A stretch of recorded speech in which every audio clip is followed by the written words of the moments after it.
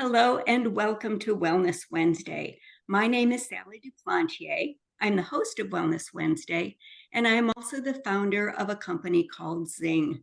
My mission is to help people live their best life longer through better nutrition, more movement, better sleep, and I used to say less stress. But in talking with Kelly McGonigal, I'm thinking that maybe we change that, Kelly. Maybe it's not less stress, but it's better stress. Is it something like that?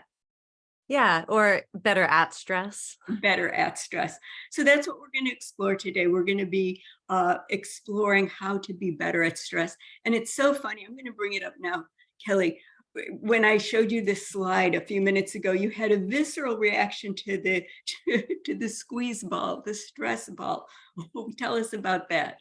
Yeah, I used to always share the study that was led by Naomi Eisenberger at UCLA. They looked at the difference between squeezing a stress ball versus squeezing the hand of a loved one as possible coping responses to stress. And I think it's such a great illustration that basically squeezing a stress ball is often a kind of avoidance or distraction coping strategy. Like, I don't like the way I'm feeling. I can't handle this. I need to calm down or vent. And squeezing a loved one's hand is about choosing connection, Mm. offering support, being able to receive support. This one particular study I used to always describe, it basically found that holding the hand of a loved one reduced pain and decreased anxiety and worry in a way that was really different from squeezing a stress ball in a situation where there was nothing you could do to relieve your loved one's pain. I think like that's, often we find ourselves in the situation where we are feeling stress about something that we can't control or change, but we have a deep desire to relieve our own suffering or the suffering of a loved one. And I love that study because it points to one of the ways that we get better at stress, which is to allow ourselves to care and to let that caring nudge us towards reaching out to others through connection, through support, through being willing to receive support, as opposed to the coping strategies that are often about trying to fix or suppress our feelings because we feel like the stress itself is so toxic. We need to fix or relieve that first. And often in many situations, that's not even an option. Yeah. Well, this is great. And that's what we're going to explore over the next 50 minutes. So thank you. It was just so interesting in Yeah. our little prep when you were like, oh The my God, very cute stress ball. Well, you know what it's else? If you can't, so my preferred stress ball is in my lap. Like to squeeze my cat. So, there oh, are variations on the theme. my stress ball is in the other room and I hope she doesn't bark. I'll tell you that. All right.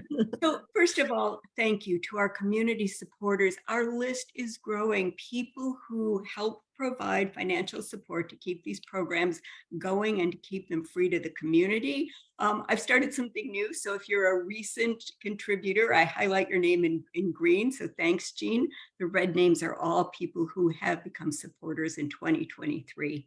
And I also greatly appreciate the promoting partners who get the word out and make these Wellness Wednesday presentations available to their communities.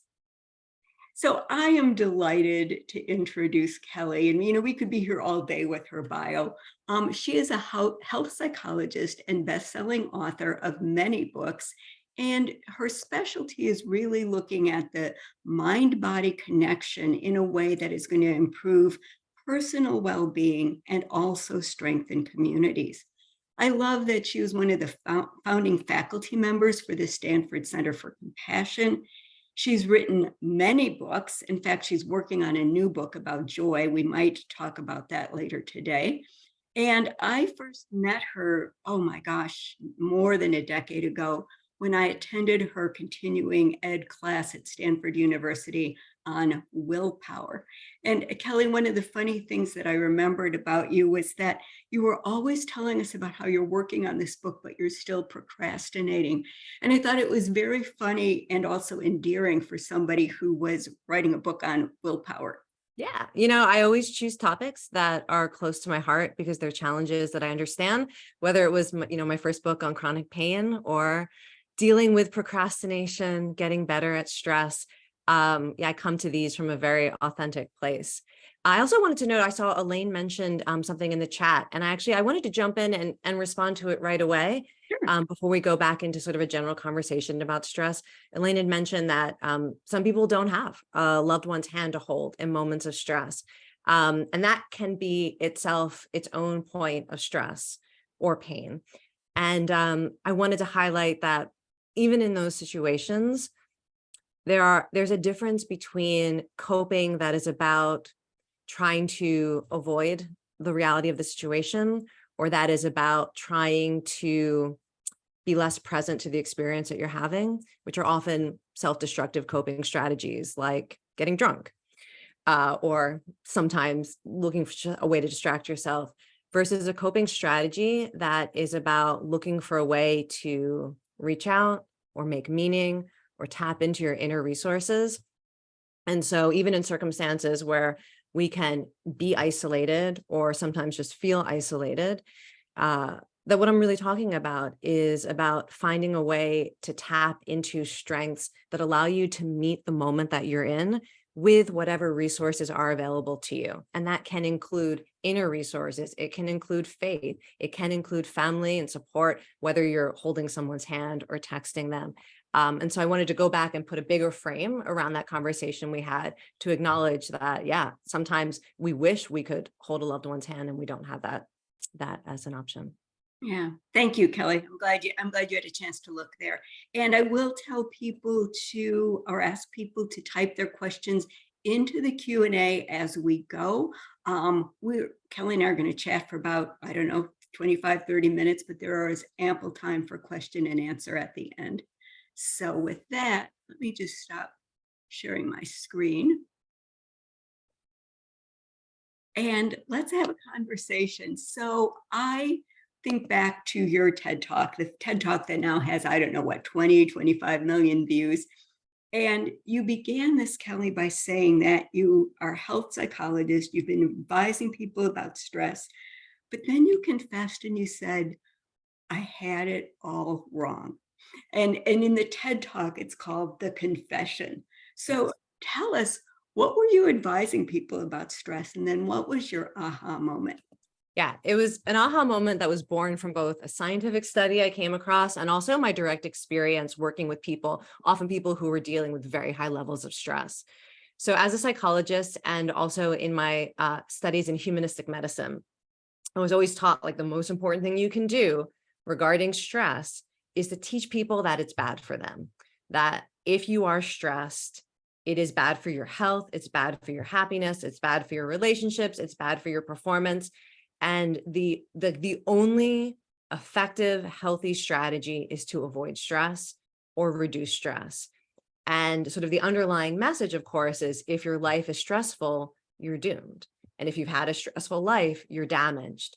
Now, they don't say that part out loud always, but it turns out that that's the message that people receive when all they ever hear is stress is bad for you. And the reality of their life is that it is stressful. And it's not the kind of stress that they can choose. Like, I just choose not to deal with this stress. Most people don't live in a world where they are choosing the most stressful experiences that they are having. So the confession that I made was really that I had to change the way that I was talking about stress to empower people to deal with a much more complex reality of stress, which is that in moments of stress, we often aren't our happiest. Sometimes we aren't our best selves, but also that stress can bring out the good in us, because stress is basically what happens in your brain and body when something that you care about is at stake. And there's a reason that human beings have stress. Stress is more than fight or flight. Stress also can activate courage. It can activate compassion and empathy. It can activate our ability to learn and grow. Stress is just a word that we apply to all of these different capacities that human beings have for rising to a challenge, recognizing a moment that matters, and getting through hard times. That's really what stress is. And in the TED Talk, the thing that everyone remembers is I came across this study that found that having a very stressful life only increased your risk of dying if you also were totally convinced that that stress was bad for your health. And people who had very stressful lives, but did not view their stress as harmful, were the most likely to be alive at the end of a decade. Now, that's an interesting study. There are way more studies than that one epidemiological study that actually point to a bigger idea, which is that stress is not always avoidable, and that how you think about stress can influence everything from how your body responds to stress, to the different ways that you choose to cope with stress, to even your ability to make meaning moving forward from seriously stressful, even traumatic experiences. So the confession was I changed my focus to try to be more empowering, rather than to say, if you're stressed, you're doomed. If you're experiencing stress, it's destroying every cell in your body. So your job is to either be less stressed, relaxed, or have a stress-free life. To a message that really is about, okay, well, let's understand why human beings get stressed, why stress can be a resource, how it can be a resource, and how we can tap into the capacities that allow us to avoid some of the most harmful effects of stress, and also to tap into some of the positive outcomes that can come from stress, whether it's stronger relationships or wisdom, or even resilience. Yeah. So that is a great introduction. And it's interesting. Shortly after I saw your TED talk, I read the book, The Telomere Effect by Elizabeth Blackburn and Alyssa Epple out of UCSF. And it was a really interesting study done at UCSF with mothers who were caregivers of disabled children. And what they found, I mean, it was the same experiment, it was just a smaller study than the epidemiological study you mentioned. But what they found was that they actually measured something called telomeres, which are the end caps on DNA, and they're a biomarker for cellular aging. And what they found was that the shorter the telomere length, the worse off you were, okay, the more effects of stress. What they found was that it wasn't the moms who had the most critically ill children or who had been doing the caregiving longest. It was the moms who had the shortest telomere lengths were the ones who perceived their burden as stressful. The moms who really didn't see stress as bad, it didn't really affect their telomere length. So I mean, think it's that's complicated, right? It's not yeah. just perceived the burden is stressful, it's being isolated. It's feeling overwhelmed by the demands of the situation. I mean, I want to highlight, this is not about like positive thinking. I'm not a positive thinker, by the way, if anyone thinks I'm like an optimist or anything like that, or deluded. This is not about like just saying something is good or good for you. That study and many other studies, they're really looking at how people experience things that are objectively difficult and objectively stressful, like caregiving. And often what creates the protective effect is being able to find meaning in the situation that you're in, having support, feeling not alone in it, which can be a little bit different than actively receiving support, but also recognizing that what you're going through is part of a human experience that's bigger than you. It's about having moments of joy, both outside of what's causing the stress, but also even within the situation that is stressful. So there's a lot of work on caregiving, looking at flashes of joy, moments of meaning as being a protective effect. And it's connected to the same thing that makes it so stressful, that you care, and that things are impermanent and difficult. Often the joy and the stress are interconnected. This is something that a lot of studies have shown, that the things that cause us the most stress also are things that create meaning in our lives, whether it's relationships or work, the personal goals we care about, the change that we want to see in the world, even our experience of being embodied human beings. Things that bring us joy and meaning also create stress. So yeah, it's a really interesting study that you mentioned. And it also points back to really what it means to be good at stress, which is to look at how a stressful situation can nudge us to do the kinds of things that are protective in situations like that, like framing our experience in order to find or make meaning, choosing moments of joy, looking for connection, asking for help, those sort of things. And so it sounds like, as you're saying that, those are conscious decisions that may be within our power. So if I am a caregiver of a loved one who has a disability, um, I can, is it that I can just kind of be victim to it, or I can make other choices? You can be both. This is things that are actually Yeah. hard demand self-compassion. Um, and so I wouldn't put it in that framing of like a victim mindset. It is perfectly understandable to acknowledge when you are suffering and that a situation is difficult, can actually be a form of self-compassion that can actually motivate you then to say, so in order to get through this, what do I need to do? I need to reach out. I need to turn to things that give me strength. I need to take care of my physical health. You can actually use the pain, the stress, and the suffering as a pointer to actions you can take or strategies that you can take. It's not about trying to reframe situations as being good. I think that's often what people are afraid of when we start talking about how stress can be good for you. Yes. Um, and you know, Yes, yes, and I've been since I know I was interviewing you, and since I read the book, and I'm being like, oh, how can I put on, like, tap into my Pollyanna gene, and it's really not that. yeah, and It's actually it's interesting, this mindset effect. So the mindset that when we talk about like choosing how you view stress and that it can influence things like your health and your happiness. There's some really interesting studies came out just in the last year looking at the COVID-19 pandemic as a real test of the stress mindset effect. So obviously, all over the world, people were experiencing new levels of stress and uncertainty, sometimes loss and grief, and change, fear. And what a lot of researchers had given these stress mindset interventions either right before the pandemic began or right afterwards. And these were mindset interventions that basically taught people to understand that stress is part of life and not something you can avoid. That when you feel stressed, you can choose at that moment to do something like ask yourself, what do you care about most? Rather than your first instinct being, how do I feel less stressed? Or how do I avoid stress or reduce stress? To use that stress as a signal to say, what do I care about?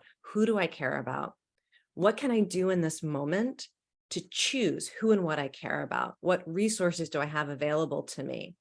What can I choose in the situation that allows me to feel like I have some control or some meaning or some support or some sense of direction, right? That sort of like mindset reset, to view stress as something that can bring out these positive resources and capacities in us. People who got those interventions, things that were basically as long as this webinar that we're doing, and also endured extremely high levels of pandemic stress, like healthcare workers, and business owners who are at risk of losing their businesses, and high school students and college students who were suddenly stuck at home and isolated.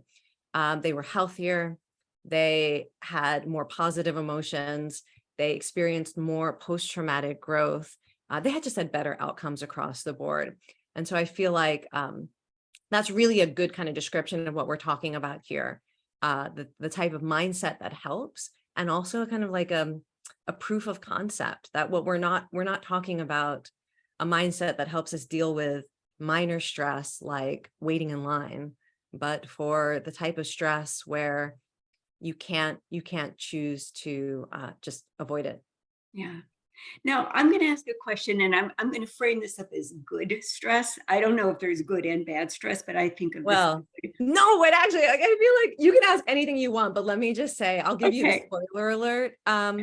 Yeah, there is something that's called good stress and something that's called bad stress, but the underlying intention when people start using that language is almost always like a belief that if you just do life right, you can have good stress and avoid bad stress. And like that belief is contradictory to the mindset that seems to help people thrive, because it actually isn't possible to choose good stress. Good stress is often defined as like getting a promotion that you're ready for and that you are resourced for, right? Like, oh, that's good stress. It's new, it's novel.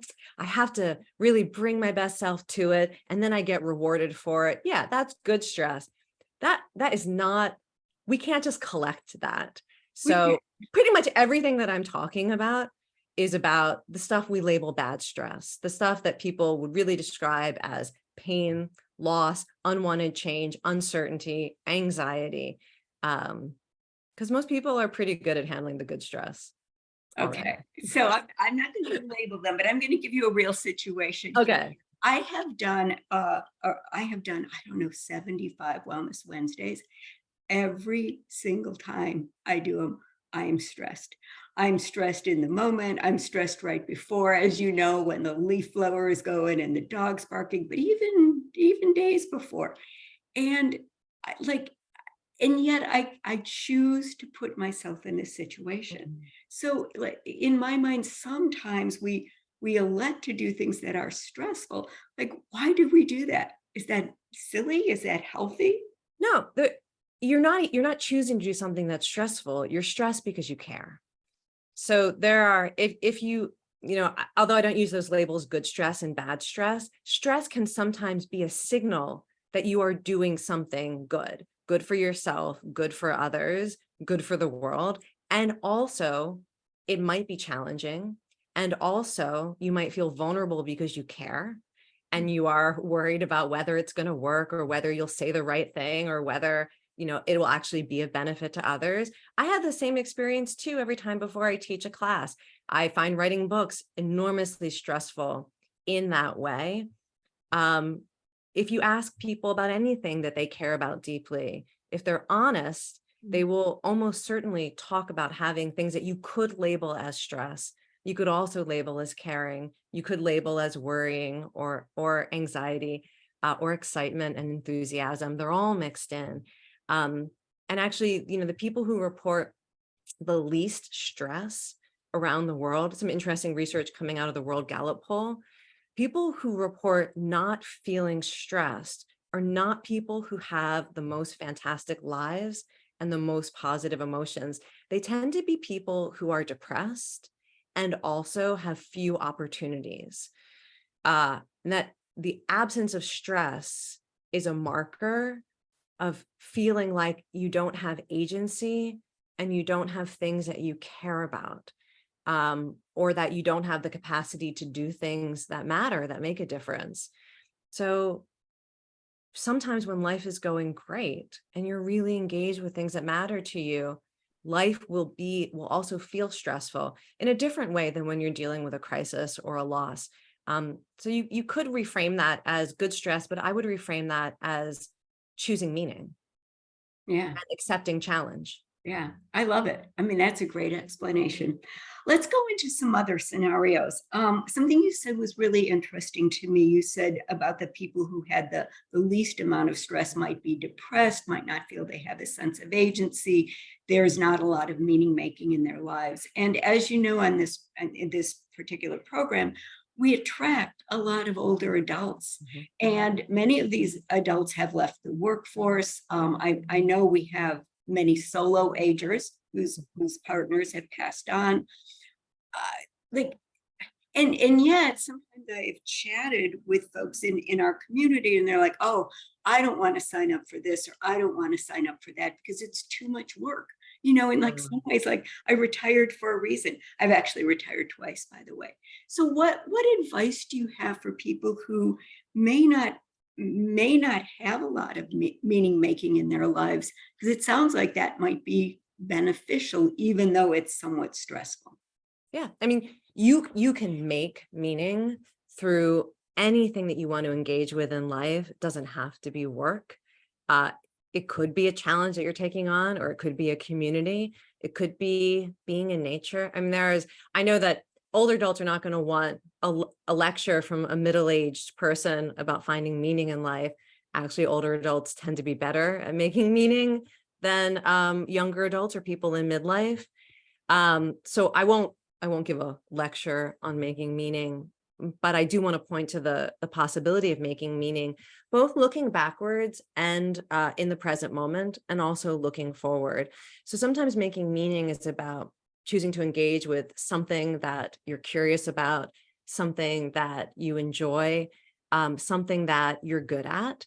I teach a dance class that's mostly older adults, mostly women in their 60s to their 90s. I feel like we're making meaning through coming together and enjoying movement and enjoying music and trading recipes and gardening struggles and the kind of things that we talk about, and other much more serious challenges that we talk about, things like caregiving and loss.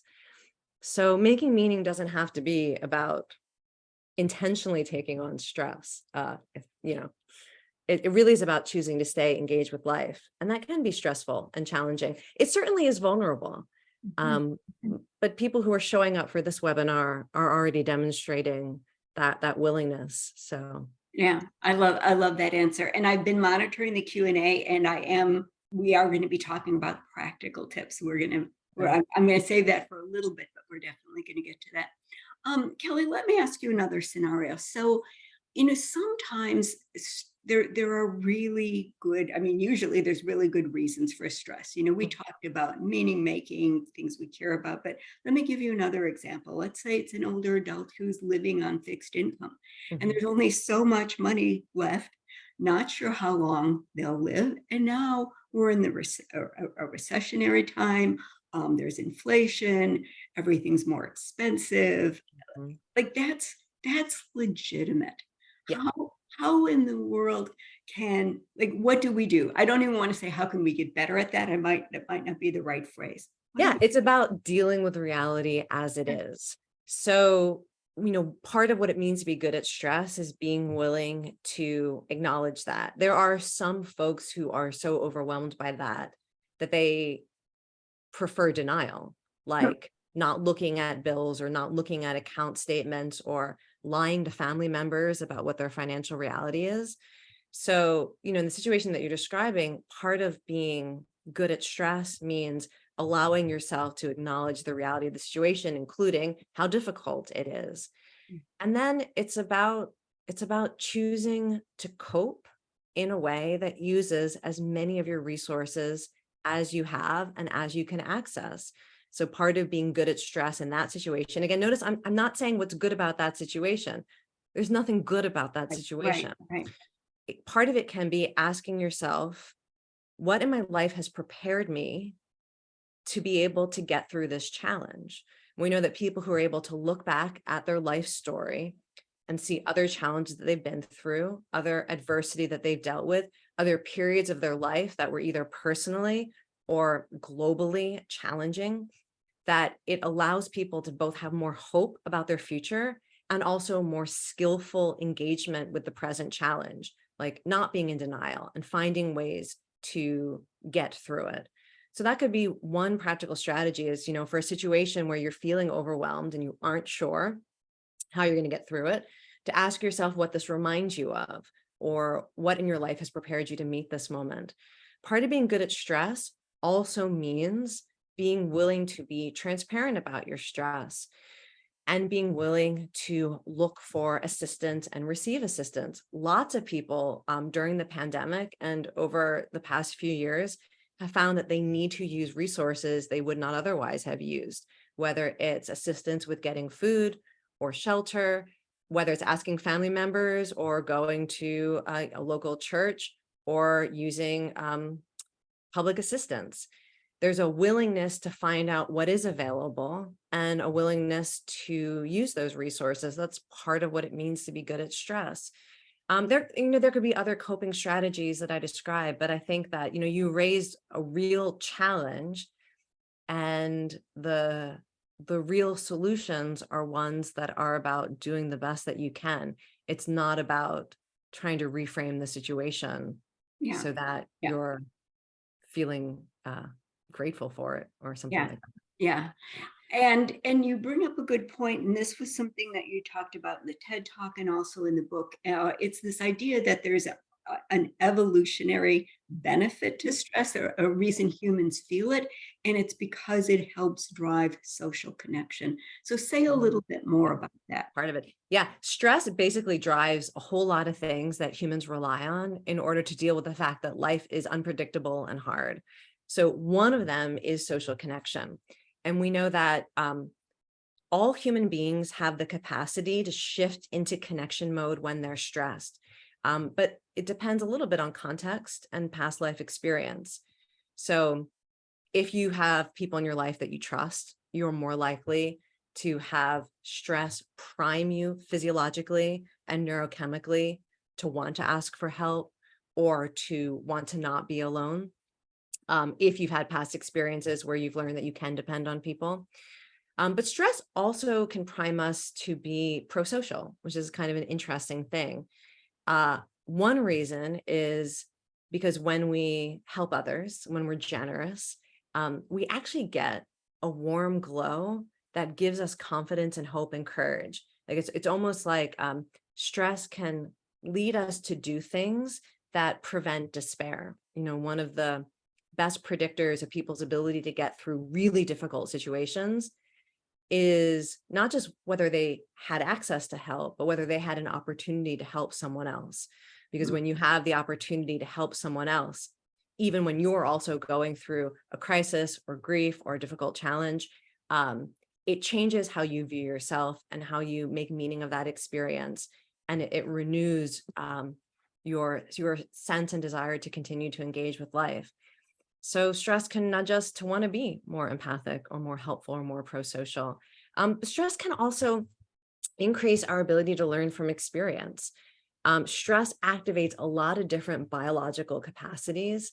And in fact, you know, one of the ways that evolutionary psychologists will define stress is that it is your biological capacity to respond to life and learn from experience. And, you know, it's a different way of thinking about stress and how we're usually taught to think of stress as a toxic state that is destroying your immune system and your brain cells. Yeah. It can do in some situations. Yeah. Okay, so this is Not fascinating. everything. And I'm monitoring a little bit of the Q&A because somebody asked specifically about resources. When you were talking about, you know, marshal your resources, she wanted to know, does this include, she put quotes around this, using other people, acquaintances. So maybe not close friends or family, but where do acquaintances come in? It's whatever gives you strength. It's where you find joy and find hope. For some people, a resource is listening to a song that reminds them of a positive memory and makes them feel hopeful. For some people, a resource is prayer. For some people, a resource is going in the backyard and listening to birdsong because it makes you feel connected to something bigger than yourself. These are not typical resources like asking for tangible help. A resource is something that gives you strength, that helps you find meaning. And the ones that are less tangible are just as important as something concrete, like asking a neighbor for help.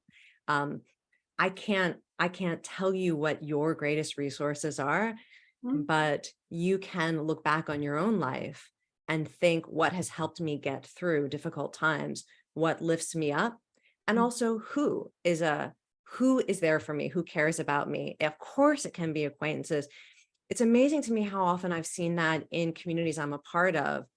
It's not always the people who are closest to you who end up being the greatest source of support, because often the people who are closest to you, there's complexities to those relationships that make it difficult. Because maybe when you're stressed out or suffering, the people who care about you are also really stressed out and suffering, either for the same reason or because they care about you and don't want you to be stressed out and suffering. Sometimes it is the acquaintance or the neighbor who has enough sort of space from the situation to really show up in a positive way and a reliable way. So I don't know if that was speaking to the person's question, but and we can also be that, you know, you can surprise yourself But Um, and what I'm learning through this discussion is that some of it is just really thinking through what is a resource for me, what brings me joy, what have I used or learned in the past that I can leverage. yeah, and also to look at the things that you might engage with that feel like temporary reprieves, but that actually are making things worse. I mean, another part of investigating how you think about stress and deal with stress is to look for your worst stress habits, the things you turn to feel less or feel better, that the cumulative consequences are not good for you, whether it's what you eat or what you drink or how you spend money or how you spend time. Most people will recognize that they have a coping strategy that feels like quick comfort or quick relief, but that actually increases the amount of stress that they have to deal with or the problems in their lives. So part of it is being kind of opening your eyes to that as well, and looking for things that you can choose as alternatives to those when you start to recognize what they are. Yeah, thank you. I'm monitoring the Q&A as we go, and I think this is a great question. There's stress and then there's anxiety. I mean, there Yeah, are people that they are different. they're very different. I'm well acquainted with both. I know you are from your personal story. So tell us when we're so anxiety ridden that all these things you're describing, it's like almost impossible to imagine doing. Yeah, it is. So it can both feel impossible to imagine doing it, and you can do it anyways. So we can distinguish anxiety and stress, although I want to acknowledge you can say that your anxiety is stressful. So when we create these distinctions, I really am just trying to help people understand their direct experience, not to say that you're understanding your experience wrong. But anxiety is, it's basically, it's engaging your stress response system before it's actually needed. So anxiety is, it's engaging all of the different ways that you typically deal with a moment that matters, but you're doing it before the moment. So it can be useful. It can also be debilitating. It's a preparation for the actual moment. So if you would think like you had mentioned, sometimes you get stressed out about giving events like this. Mhm. So, in the moment, like you're about to set it up, you're feeling some stress as it's happening. Anxiety would be you can't sleep for a week because you're worried that when you have to show up, you're not going to say the right thing, or the technology is going to fail, or people are going to be very unhappy with the content and you won't be able to resolve it in time. And it's like not being able to sleep every night because you're imagining the stress that could actually occur. So anxiety can be very adaptive because, again, it reminds us what we care about. It also can get us to try to channel our resources preemptively to avoid things that we don't want to happen, right? There's anxiety is functional in some ways, but if you're like me, you might have the experience where anxiety actually starts to lead you to disengage with things because you don't like the way anxiety feels. So rather than just encouraging you to put your time, energy, and attention in what you can control or what you can improve, anxiety can lead you to say, this is too much. I can't handle this. I can't have this conversation. I can't take on this challenge. I can't deal with the reality of my health situation. So I am going to avoid, escape, deny.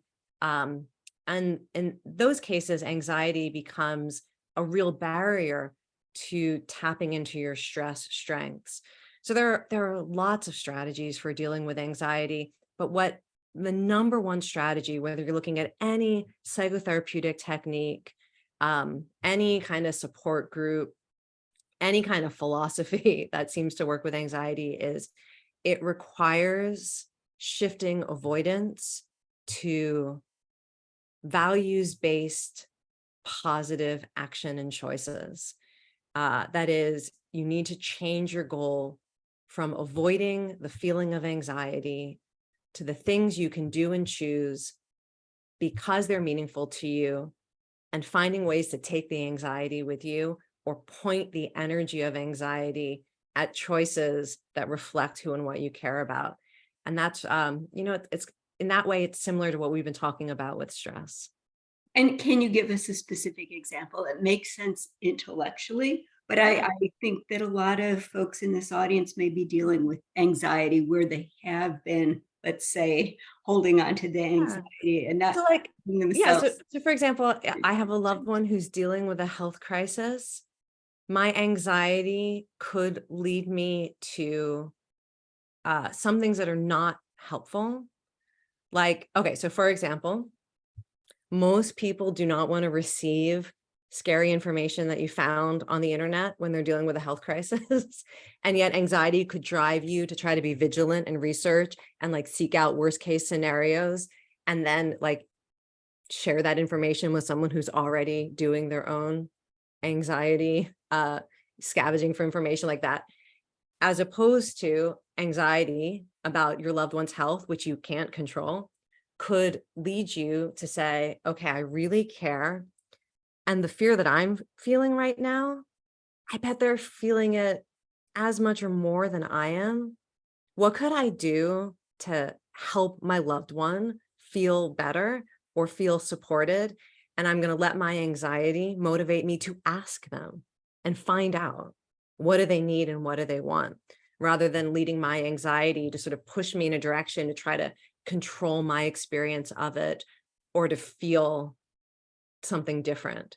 It's really, the strategy is about saying, I'm feeling anxious because I care.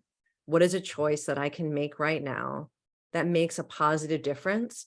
And if there's nothing I can control about it, what's something I can do right now that makes a positive difference in my life or in the life of others? Yeah, thank you. Thank you for that. Um, I want to come back to something about we said about caregivers. It was one of the questions that was asked, and it's interesting because I've been doing research on family caregivers of Mhm. Alzheimer's patients. Have you found, Kelly, in your research that caregivers, because of the burden of stress, are more likely to have like premature death, comorbidities? What's the effect on them of their caregiving responsibility? So I'll say there's the scientific research, and then there is people's direct experience that this is one of the hardest things you can go through. So let's be clear. Everything that I'm going to say does not negate the fact that for many people, caregiving is one of the hardest roles to take on for many reasons, both due to the systems that people have to engage with in caregiving, to the emotions that people have to deal with in caregiving. That said, research is really mixed. When you look at the experience that caregiving has on people, you cannot say that it inevitably shortens lives or produces depression or reduces meaning. It's very complex. Most people in most caregiving situations experience both increased negative emotions and sometimes health problems, and also increased sense of purpose or meaning, sometimes a greater sense of closeness. It often is a very complex experience for people. And it's, what we talked about at the very beginning, that caregivers who are able to experience the best possible outcomes for themselves and for the person they're caregiving for and everyone around them, their families and their communities. They are caregivers who are choosing the role, even if at some point they had ambivalence about it, at a day-to-day experience, they're saying yes to it. They're saying, I'm choosing to do this because it's consistent with my values, or this is a relationship I want to honor. They are caregivers who are receiving support in some way from other people. They are caregivers who choose to look for moments of connection throughout the day or small successes. And they are caregivers who are able to take a sort of an understanding of their experience as part of a life that they value, as opposed to contrasting it to how life would ideally be in this moment if they could construct exactly the life that they want in this moment. There's a difference between a life that you value versus the ideal day that you would construct for yourself. So this is, one of the reasons why I talk so much about mindset is the way that you think about your situation matters. And there is some freedom. And also, it doesn't require refusing to acknowledge how difficult it is. And that sometimes it comes with the consequences that you talked about, Yeah. our own health burden Yeah. or our own experience of depression, anxiety, and eventually grief. Yeah. So both can be true. Just real briefly, I did some qualitative research. I'm at Indiana U and looking at excuse me, family caregivers of Alzheimer's patients. And what I found, I was asking them to define health and well-being. What does health and well-being mean to you? And it wasn't the physical aspects. I mean, they mentioned briefly like nutrition or exercise or whatever. They talked about social connection. I thought it was fascinating. First and foremost, that was what they were missing. I'm going to take a few more questions from the audience here. I thought Jackie had a great one. She said, are there some practical tips of how to practice dealing with stress? Like if we walk away with something, I'm like, oh, I want to get better at it. Yep. What could we do, or what other resources might there be? A lot of studies, and then just talking to people who've applied some of the ideas from my books or classes, are little mindset resets. So in moments of stress, if you're somebody who feels physical symptoms of stress, like your heart pounds, or you feel tension in your body, or you get stuff happening in your gut, one of the most reliable ways to improve your response to stress, both in terms of making it healthier and making you feel more able to deal with your challenge, is to reframe those physical symptoms as evidence that your body and brain are trying to get your attention and give you access to energy or courage or focus. This is actually true. Like all of the symptoms, the most common symptoms of stress, they are your body and brain trying to help you. They don't always feel good. Sometimes they can be very uncomfortable, but all of them are not your body betraying you. All of the symptoms, even the ones we don't like, are your body and brain trying to prepare you to meet this moment. And research shows that if you can take that mindset in the moment that you're feeling it, there's this weird paradoxical effect. First of all, it's going to actually relieve some of the symptoms that are related to feeling overwhelmed. So if you're somebody who gets like a lot of digestive issues, or you feel like your heart is going to pound out of your chest, your mouth is dry, these are stress symptoms that are sometimes related to just feeling totally overwhelmed by the moment or feeling anxious. And as soon as you accept those symptoms as evidence that your body is trying to help you, it starts to shift your physiology in the direction of a stress response that actually is a little bit more energizing or empowering or giving you courage, helping you connect with others. So that is one. And then like literally, this is how I do it. I say, my heart is in it, because I experience stress often as that heart pounding that feels like fear. Mm-hmm. But I know my heart is in it because my heart is trying to get my attention, to tell me what I care about, and is trying to give me physical energy. And so when I say my heart is in it, that's my shorthand for that whole mindset reset that I just talked about. And so there are ways that you can do that for yourself. In the opening page of my book about stress, I actually wrote one of my favorite mindset resets for this theme. And it says, if you experience butterflies in your stomach, invite them into your heart. That's from a children's book. And I love that idea that if you're feeling all that twisting and turning and stuff is happening and doesn't feel good, to recognize that is your enteric nervous system, your gut, telling you that you care. And it's an opportunity to think about who and what you care about. And just that shift in mindset often is enough to actually affect your physiology in a way that those symptoms that caught your attention become less debilitating and you actually are able to put your energy and attention towards dealing with a situation or connecting with others. That's one example. Another example of a mindset reset that has been shown to be very effective, and it's kind of counterintuitive for folks, is in a moment when you're struggling, and especially if you feel alone, or you actually are alone, is to think about all of the people all over the world who are experiencing something similar to you. And it can be a flashpoint for both self-compassion and the courage that comes when you feel empathy for somebody else, that desire to see other people not suffer, or that the way that your heart can be moved by another person's pain or struggle. So that is a mindset reset that, although it sounds like it's not going to be helpful when you're not in the moment, like, why do I want to think about everyone in the world who also is afraid or in physical pain or dealing with grief?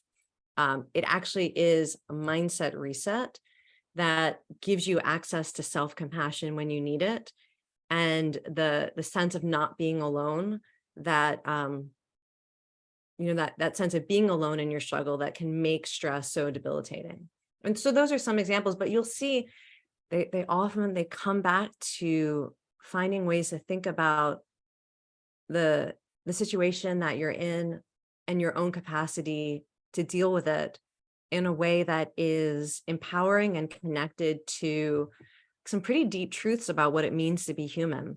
I don't have a lot of great tricks that are like, breathe in for 2, breathe out for 4, and you won't feel stressed anymore. Right. I know that's sometimes what people want, but But part of what I love about this conversation is that you've been so honest about the complexity about stress. yeah. We're at time, but I'm going to ask you for 30 seconds. Give us an overview about your next book, which is on joy and how Yeah. we can find more joy in our life. I love it. Tell us about that.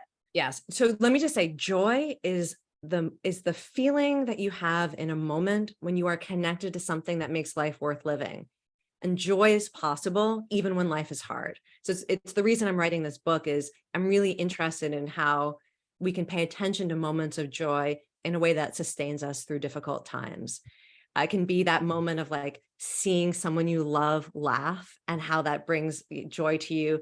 It can be singing along to a song you love. It's seeing something, inspirational in humanity, or something beautiful in nature, or cooking a meal for someone and seeing how they delight in eating it, right? There's lots of ways to experience joy. And the book is basically about giving yourself permission to lean into that instinct, rather than to view joy as something that is either self-indulgent or foolish, or something that is beyond your grasp when life is difficult. And I'll give you, so when I write books, I'm trying all sorts of things. I'm teaching classes. If people are interested, I'll be teaching a free class on this through Continuing Studies in November, and then a longer class on it through Stanford Continuing Studies in winter.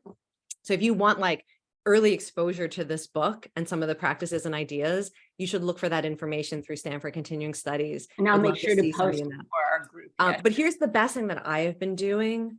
I started this thing, I'm calling it a joy bingo card, where I've been paying attention to the sort of things that really do bring me joy in everyday life, and setting the intention to look for them in specific events or experiences or relationships. So, for example, one of my favorite types of joy is sympathetic joy. I love seeing other people be happy, like other people get good news or achieve something they thought that they couldn't do, or be reunited with a loved one. So it's on my bingo card. Every day I'm just looking for somebody who is experiencing a moment of joy, and to pay attention to it and let myself be uplifted by it. I also, something that brings me great joy is feeling emotion connected to music. It's why you've heard me, mention music many times today. So every day I look for an opportunity to be moved or uplifted by music. And if that means I'm going to dance, or I'm going to sing along, I'm going to do it. Or I'm going to choose to put on a song that gives me joy. So if anyone else is interested in that, you should create your own bingo card. It's going to be highly idiosyncratic. but it's an invitation for you to start paying attention to what brings you joy in life. I love it. And one of my favorite poems begins, "Joy comes in a whisper." And I think that's true. Joy is around us. Kelly, this has been delightful. People are typing in the chat how helpful this has been. It's always such a pleasure to work with you. I will be sending out the recording, links to your books, and I will also keep people posted about the continuing ed class. Thank you so much. Have a wonderful day and good luck with your book. Everyone. Bye now.